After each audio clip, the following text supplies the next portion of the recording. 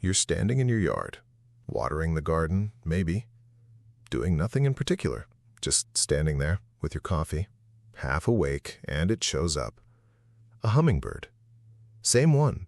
You're almost sure it's the same one. It hovers about 3 feet from your face, just long enough for you to freeze. You can hear it before you see it. That low, mechanical hum, almost like a tiny engine idling in the air. Not the feeder, not the flowers. You. It looks at you. And then it's gone. Just like that. Yeah, that's not random. And if it's happened more than once, you already knew it wasn't random. You just didn't know what it actually was.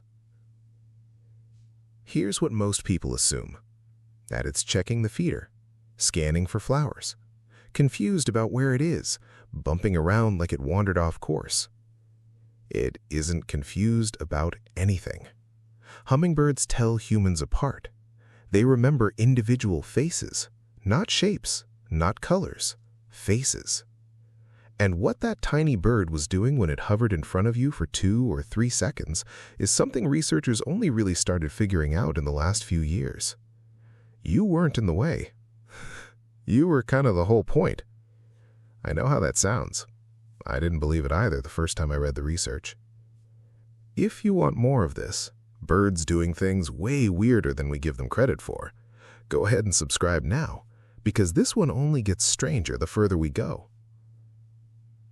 There are 7 things about that bird I want to walk you through. Some of them are small. A couple of them genuinely stopped me when I first came across them. Stay for the last one, though. That's the one people write to me about. Every single time. I've read hundreds of comments on this topic at this point, and the last story is always the one that sticks. Not the science. The story. Number 1. This bird's brain is roughly 4.2% of its body weight. Ours is about 2%. So proportionally, that thing hovering by your face is carrying about twice the brain you are. Kind of humbling, honestly. It weighs less than a piece of paper, and it still outbrained me before 8 a.m.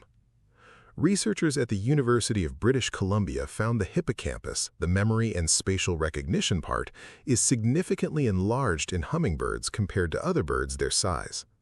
And it's not just for flying around, it's for remembering. They build actual mental maps, every flower, every feeder, every food source they've ever visited. They remember which ones they drained 20 minutes ago and won't bother going back until the nectar's had time to refill. They're tracking time, location, replenishment rate, all of it, constantly, in a brain smaller than your thumbnail. And it's not just a rough estimate either. Some of the lab work on this shows they'll skip a flower they visited that same morning almost exactly when the refill window should be closing, like they're running a quiet little spreadsheet in their head the whole time they're out there flying around your yard. Number 2, and this one changes how people look at their own backyard. If you fill your feeder around the same time each day, the hummingbirds in your yard know it. Not roughly, precisely, down to the minute. There's research out of Current Biology documenting this. Rufous hummingbirds returning to feeding stations within about 10 minutes of the scheduled refill time, even after the feeder had been sitting empty for hours with nothing to draw them back. A woman in Oregon told me she fills hers at 7:15 every morning before work. Said the same bird now shows up at 7:10, 5 minutes early, sits right there on the wire above the feeder and just waits for her. She's not imagining it. The bird actually adjusted its own internal schedule to beat her outside. That's not instinct, that's learning. Try it yourself. Same time for 2 weeks straight, then be late one morning on purpose. See what happens. Number 3, and this is the part most people really don't expect, it's not just your schedule the bird has memorized, it knows your face. Not your shirt, not your general shape moving around the yard, your actual face. Research on avian facial recognition out of the University of St. Andrews found several bird species can tell individual human faces apart, and hummingbirds, with their oversized brains and sharp visual processing, are among them. That's why it hovers at you specifically and not at some stranger standing in the same yard. It's not confused, it's confirming, checking that you're the same person who's been filling the feeder, moving slow, not making sudden movements, not being a threat. If someone new walks in, it won't approach. It hangs back, watches, evaluates basically, the same way you'd size up someone you just met. Ever notice a hummingbird that comes right up close to you but keeps its distance from your kids or your neighbor leaning over the fence? That's not a coincidence. That trust isn't handed out to everyone. Number 4. Think about what this actually means for a second. This bird might have flown over 1,000 miles just to be in your yard right now today.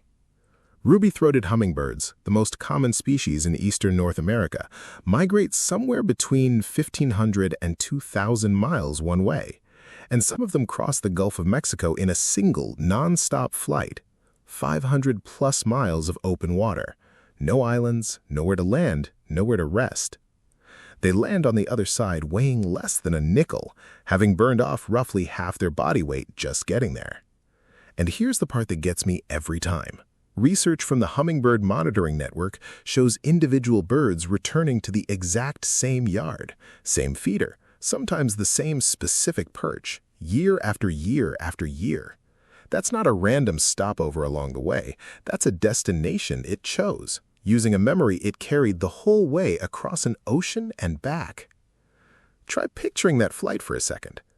18, 20 hours over open water, no landmarks, nothing below but waves, running purely on fat reserves it built up beforehand. And at the end of all that, it's not aiming for somewhere green, it's aiming for your specific porch. Number 5, its wings beat somewhere between 50 and 80 times a second. Its heart rate goes over 1,200 beats a minute mid-flight. That's not a typo, 1,200. It can fly forward, backward, straight up, upside down for a second, and hover in place with a precision that no drone engineer has actually managed to replicate. So here's the part that matters to you specifically. When it stops, right in front of your face, that's a choice. It could be anywhere else in that instant, 30 miles an hour, any direction it wants, gone in a fraction of a second. Berkeley's flight mechanics research found hovering is the single most energetically expensive form of flight there is. More calories burned per second than a sprinting cheetah. A bird the size of your thumb, outspending a cheetah in energy just to sit still in the air in front of you for 2 seconds. It doesn't hover for nothing. Every second it spends there costs it something real. Ever had a bird just stop and look at you like that? Tell me down in the comments. I actually read those. Number 6. Hummingbirds aren't really social in the way sparrows or crows are, but they are absolutely territorial. That feeder in your yarn, claimed, defended aggressively against pretty much every other hummingbird that tries to use it. You've seen this if you've had a feeder for more than a week. The chasing, the aerial dive bombing, 2 birds locked in a high-speed dogfight over a plastic bottle of sugar water. It looks chaotic, but it isn't. Those are territorial disputes over the exact resource you're providing. Cornell's lab of ornithology found dominant hummingbirds hold feeding territories up to 1/4 acre, centered on the most reliable food source available. In most suburban yards, that's your feeder. That sharp little chirp coming from the wire above it, that's the bird saying, "This is mine. This feeder, this yard, this human, mine." Your yard isn't just a stop on some route, it's the center of something a wild animal is willing to fight for. I used to think that chasing behavior meant the bird was stressed or annoyed or just being aggressive for no reason. Turns out it's closer to the opposite. It's confident enough in what it's got that it's willing to risk a mid-air collision to keep it. Number 7. This is the one I saved for last because it's the one that actually stays with people. A retired firefighter in Virginia wrote to me about a hummingbird that visited him every spring for 6 years straight. Same bird. He could tell by a small mark on its throat. It would hover at his kitchen window until he came outside, then fly straight to the feeder and watch him while it drank.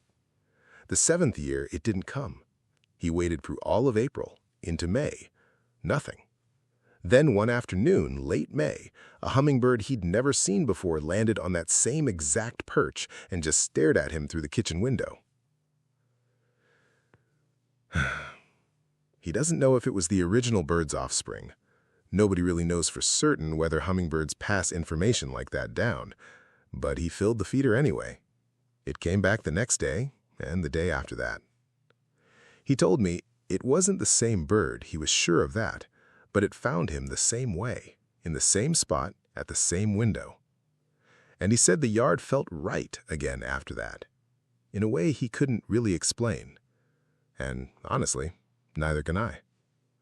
That hummingbird in your yard didn't end up there by accident. It learned your schedule, it memorized your face, it flew 2,000 miles and picked your feeder out of every single yard on the block. And when it hovers there in front of you, burning more energy per second than almost anything else alive, it isn't wasting that time. It's spending it on you. So, has a hummingbird ever come back to you, same spot, year after year? Tell me the species, the season, how close it got. I read every single one of these, and honestly, they're the stories I carry the longest. If you want the next one, I'm going into why some hummingbirds basically lie about their own body temperature just to survive freezing nights. That one's strange.